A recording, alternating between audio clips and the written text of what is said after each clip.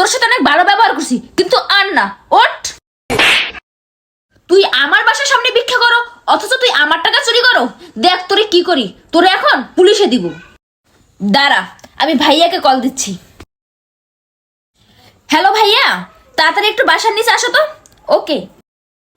আপা, আমার মাটা অনেক অসুস্থ, এই ভিক্ষা করে সারাদিন কয়েকটা টাকা দিয়া মায়ের জন্য ওষুধ নিয়ে যাই। আমি টাকাটা চুরি করে নিই আপা।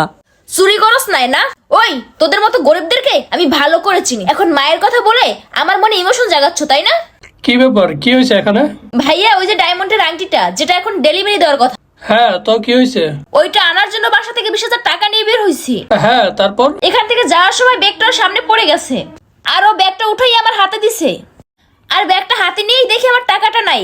টাকাটা ওই নিছে ভাইয়া, আমি শিওর। তুমি ওকে চেক করে দেখো, টাকাটা ওর কাছেই আছে। কি করি এখন? দেখেন স্যার, আমার মা অনেক অসুস্থ, বিশ্বাস করেন আমি ওনার টাকাটা চুরি করি নাই।